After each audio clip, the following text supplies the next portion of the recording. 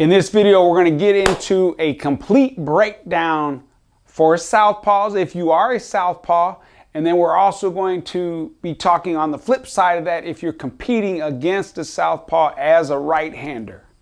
If we have a Southpaw versus Southpaw, it's the same thing as a right-handed or orthodox fighter against another orthodox fighter.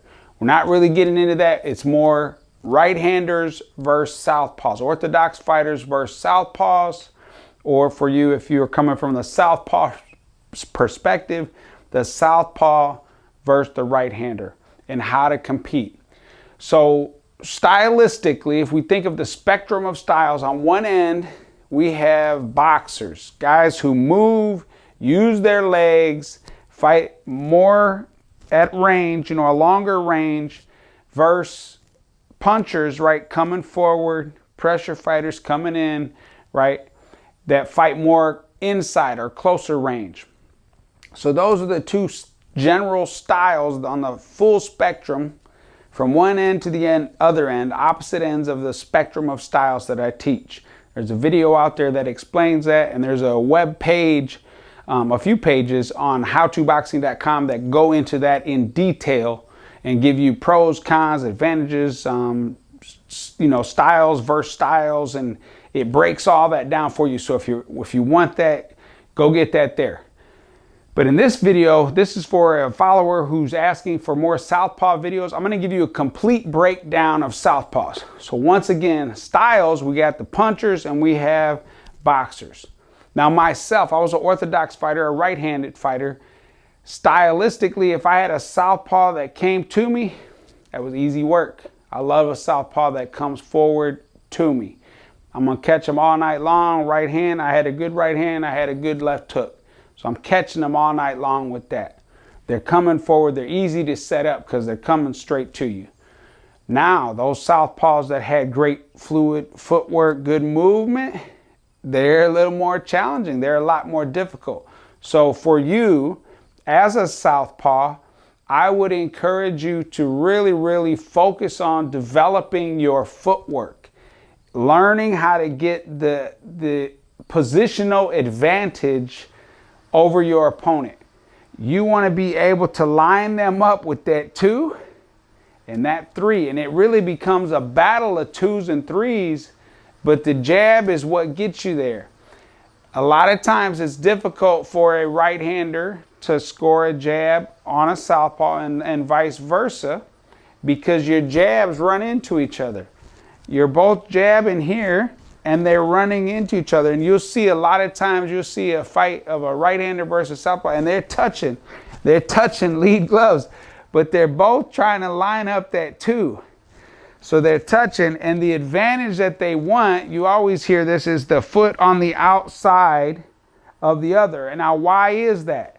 That's because if my lead foot, if I'm fighting you and you're a Southpaw, I'm in an orthodox stance right here. If your lead foot is here, that means your body is here, right? And if I have the positional advantage on you, my lead foot is outside of yours, guess what I have you lined up with? I have you lined up with 2 power shots. I have you lined up with a 2 and a 3. That hook coming right over top, right? So I'm catching them. Boom, boom, right? Now there I'm coming this way because I'm coming over that Southpaw's shoulder trying to get at his chin. The same works for you, the Southpaw. You want to get that advantage, that positional advantage with that foot outside, and line me up with your 2 and your 3. Your 3 coming over my shoulder. So you're going to streamline it like that. So that's the big battle. It's a battle of 2s and 3s. If you're a Southpaw and you can box and you have good fluid movement going both ways, naturally, of course, it's going to be more natural for the Southpaw to want to move this way, right, to their right. It's going to be more natural for an orthodox or right-handed fighter to move to their left. But you need to know how to move both. But the awareness that you must have as a Southpaw or as an orthodox fighter fighting a Southpaw is the range. If I'm moving to my right, which I'll do. A lot of times it's a battle of trying to get outside, yes, but you still need to know how to move to the right. Sometimes you're moving to the right and then you move to the left real quick because you get that southpaw moving this way, and then you get that advantage on them and you quickly move over, and vice versa for the southpaw. So you'd be moving this way. But when you're moving to that person's two hand, to your opponent's two hand, you need to be very aware of your range, because they can quickly step in one step off that back leg and drill that two and touch you. Okay, and a lot of times they'll touch you to the body, touch you to the head. I always like to go into the body off of Southpaw's jab, and this move works for Southpaws just as well as it works for a right-hander against a southpaw. And what's happening, as soon as that southpaw is throwing that jab, I'm rolling up underneath, boom, I touch him to the body, and I come back over with the hook, right? If I'm closing in that gap, it's gonna be a little shorter, I'll throw it this way. Sometimes I'll throw it long, boom, and then step in and almost pounce on them with that hook. So that's a timing thing. You got to have great timing for that. But you're rolling right up underneath. And as you roll underneath, you touch the body. Now, the reason we touch the body when we go underneath, yeah, we're trying to knock the wind out of them. Yes, we're trying to hurt them a little bit. But the bigger reason is this. I want to distract them. I want to distract them so that hook lands. And it is a lot more hurtful, okay? So when I touch that body, mental attention has just went to the body because I've touched that body. Now, as soon as I'm touching that body, I'm already coming back over the top with the hook. It makes the hook a little more surprising because the mental attention, they just absorbed a body shot. Now the hook's coming to the head. I could follow back with another two to the head. Okay, but that's the purpose of that. Okay, it's not necessarily to land the best, hardest. You're not necessarily the best position. You're getting it off real quick. You're on your toes. That southpaw shoots that jab, boom, boom, and you're trying to roll right underneath and then come back over top. Same thing works for the southpaw. You're in this position. That orthodox fighter shoots a jab, roll right under, boom, boom. It's there. But really, really work on your twos and threes. You need a vicious, powerful, fast two and a three that just turns the lights out if you're competing as a southpaw. Now, if you can do that, if you can develop that, and then also develop great footwork as a southpaw, you will give a lot of guys trouble. If you look at the Olympic Games, there's a lot of times these southpaws are running through the tournaments, making it to the finals. And it's because they give a lot of guys trouble because the southpaw stance is not as common. Most people are right-handed. So they're used to fighting right-handers versus right-handers. But if you're lucky enough to have a southpaw in the gym and you train with them, it's nothing to you because you're very comfortable, you're very used to it. But those southpaws that are quick, that are fast, have great footwork, and then are also explosive with the two and the three, they can give a lot of guys trouble. You look at the Cuban team, they're historically, I don't know if they're just taking right-handers and training them as southpaws, but historically the Cuban team will be southpaw, southpaw, every weight class, southpaw. Not every single weight class, but one weight class after another, you will run into that. You look at some of the former Soviet bloc teams, a lot of southpaws coming out of there as well. Even in America, we don't have as many southpaws, but some of the top fighters that we've had have been southpaws. So southpaws can give a lot of guys trouble, but to me, the southpaws that give the trouble from a fighter's perspective and also from a trainer's perspective is those southpaws that can box and punch. Those that are fast, have great footwork, right? Good timing, and have a lethal two-hand, right? That straight left is quick and powerful, and that three comes out of nowhere. And the reason it works so well, because if I'm right-handed fighter, here's an opening right there. There's the hook. All you got to do is get it over my shoulder. right? It's there. If I'm boxing you here, that hook is there. Now, if you catch me down the middle with the 2, whether to the body or to the head, the 3 is a big surprise. It's there. So now that's why I like that move, rolling up underneath their jab. Boom. And now I'm in position over here. The 3 is there. But the same thing works when you're fighting. If you were fighting a southpaw and you're right-handed, these same strategies work vice versa. They work both ways.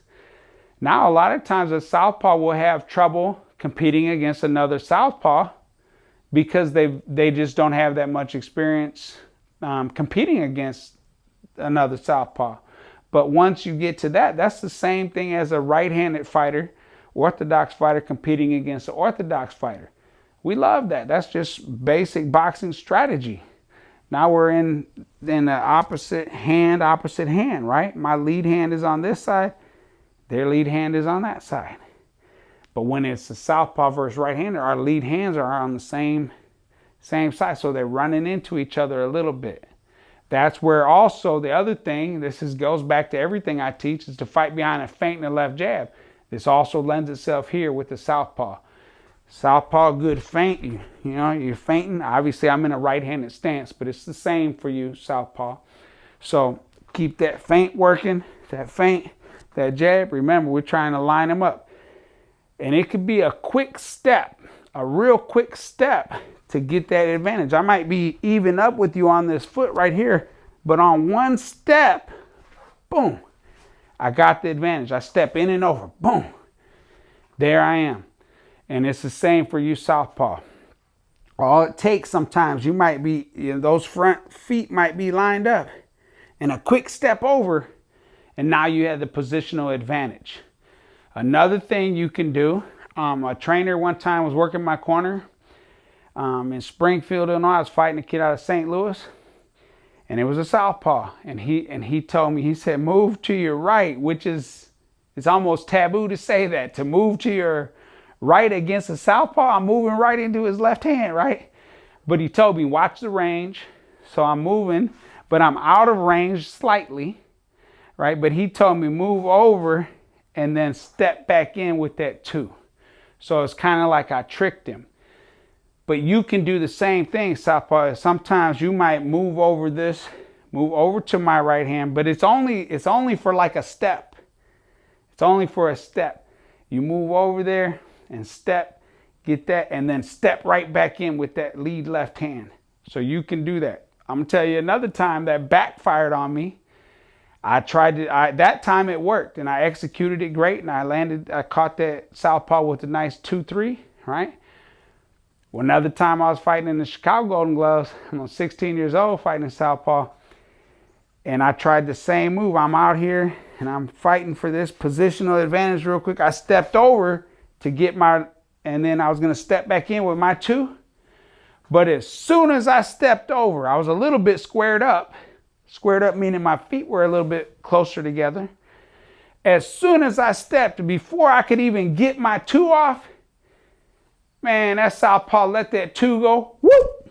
Caught me right on the button. And I wasn't hurt, but I went sliding across that ring on my butt. Just like that. That quick, it happened. But that man was ready. He kept that trigger loaded. He was loaded and ready to go. And as soon as I stepped in that range of his 2, woo, he beat me to it.